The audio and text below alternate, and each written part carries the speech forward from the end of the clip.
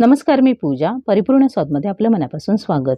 कैरीचा season सुरू झाला की आपण तोंडी लावण्यासाठी कैरीपासून वेगवेगळे पदार्थ करतच असतो. जसं की कैरीचं गोड लोणचं, कैरीचं तिखट लोणचं, कैरीचा साखरांबा, कैरीचा गुळांबा, कैरीची चटणी, कैरीची कढी असे वेगवेगळे पदार्थ करत असतो. त्याचपैकी एक म्हणजे कैरीचा आंबट गोड तिखट चवीचा मेथांबा.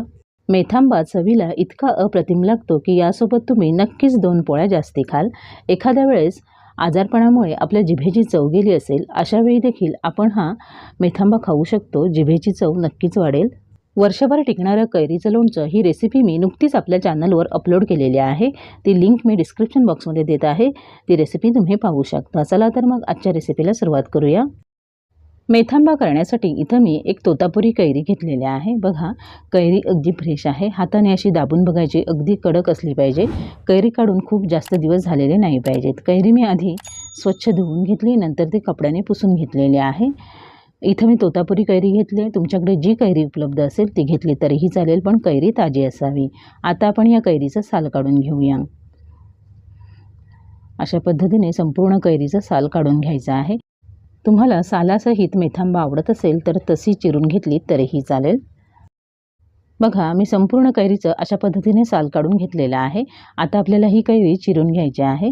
आधी आपण कैरीचे असे उभे भाग करून घेऊया. तुम्हाला कैरीचा मेथांबा करण्यासाठी कैरीच्या फोडी चौकोनी हव्या असतील किंवा जशा लांबट हव्या असतील त्यानुसार तुम्ही कैरी चिरून घ्या. कैरीचं 1 काप घ्यायचं आहे आणि मग त्याचे असे मध्ये 2 तुकडे करायचे आणि त्यानंतर आपण अशी कैरी उभी चिरून घेणार आहोत. इथं मी उभे काप करणार आहे. तुम्हाला हवं तर तुम्ही चौकोनी तुकडे केले तरीही चालतील. आणि बघा, मी एवढी जाडी ठेवलेली आहे. यापेक्षा पातळ चिरायची नाही आहे, नाहीतर मग कैरीचे तुकडे न राहतात ती कैरी पूर्णपणे विरघळली जाईल. बघा, मी अशा पद्धतीने तुकडे करून घेतलेले आहेत आणि इतकी जाडी ठेवलेली आहे. अशाच पद्धतीने आपण सगळी कैरी चिरून घेऊया.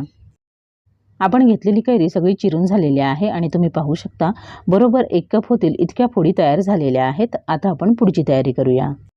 मेथांबा करण्यासाठी इथे मी गॅसवर कढई गरम करत ठेवले. त्यामध्ये 1 टेबलस्पून तेल हलकं गरम करून घेतलेलं आहे. गॅसची फ्लेम लो टू मीडियम ठेवली आहे. यामध्ये आपण 1 टीस्पून राई घालायची आहे आणि राई छान फुलू द्या. राई फुलून आली की यानंतर आपण यामध्ये 1 टीस्पून मेथीदाणे घालायचे आहेत.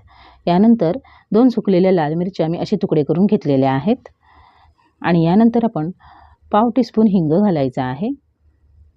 आता आपण गॅसची फ्लेम लो करूया आणि थोडा वेळ आपण ही सगळी साहित्य परतून घेऊया. लक्षात घ्या, गॅसची फ्लेम लो करायची आहे, नाहीतर हिंग करपून जाईल. आणि आता आपण यामध्ये पाव टीस्पून हळद घालूया. हळद आत्ताच घालूया.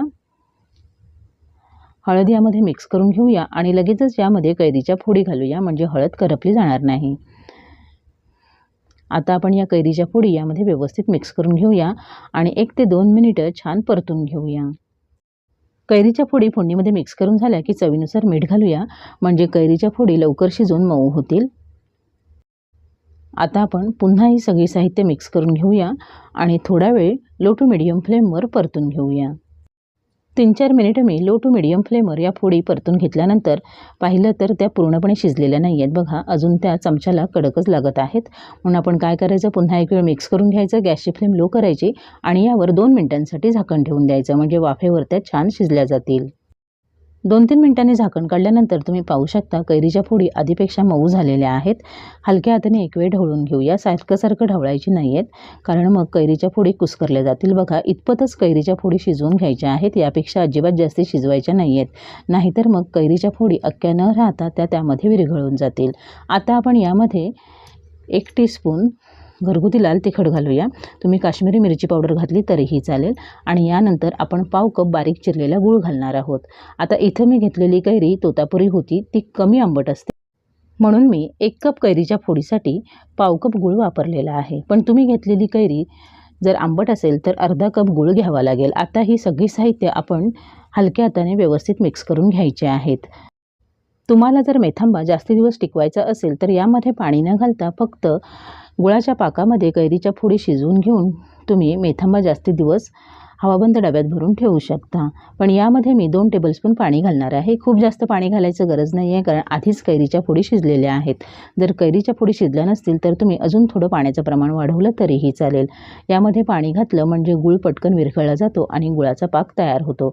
आपल्याला गुळाच्या पाकामध्ये ही कैरी लो फ्लेमवर 3-4 मिनिटं अजून शिजवून घ्यायची आहे, म्हणजे कैरीच्या आतपर्यंत गुळाचा पाक मुरला जाईल आणि मग मेथांब्याची अजूनच छान चव वाढेल। आता आपण एक वेळ मिक्स करून घेऊया आणि लो फ्लेमवर 3-4 मिनिटं हा मेथांबा शिजवून घेऊया। 3-4 मिनिटं लो फ्लेमवर मेथांबा शिजवून घेतल्यानंतर तुम्ही पाहू शकता गुळाचा मस्त पाक तयार झालेला आहे। कैरी पण अगदी शिजून मस्त ट्रान्सपरंट झालेली आहे। आता आपला मेथांबा तयार आहे। आता आपण गॅस बंद करूया। तुम्ही पाहू शकता किती छान मस्त चमकदार असा गुळाचा पाक दिसतोय आणि मेथांबाही दिसायला सुरेख दिसतोय, पाहता क्षणी खावा वाटतोय। आता आपण गॅस बंद करूया आणि मेथांबा सर्व्ह करूया। तयार मेथांबा सर्विंग प्लेटमध्ये काढून घेऊया। पाहूनच तुमच्या लक्षात येईल की आपला मेथांबा किती छान झालेला आहे। या मेथांब्यासोबत तुम्ही चपाती, भाकरी, वरण भात काहीही खाऊ शकता, जिभेची नक्कीच चव वाढेल। तयार मेथांबा पूर्णपणे गार करून घ्यायचा आणि त्यानंतरच हवाबंद डब्यात भरून तुम्ही हा मेथांबा महिनाभरासाठी फ्रीजमध्ये ठेवून देऊ शकता। अशाच पद्धतीने मेथांबा घरी करून बघा। तुम्हाला आवडला तर तुमच्या प्रतिक्रिया कमेंट बॉक्समध्ये अवश्य कळवा। माझ्या अशाच नवनवीन रेसिपीजसाठी परिपूर्ण स्वादला सबस्क्राईब करा। व्हिडिओ आवडला तर नक्की लाईक करा आणि तुमच्या मित्रमैत्रिणींसोबत शेअर करा। पुन्हा भेटूया अशाच एका नवीन रेसिपीसोबत।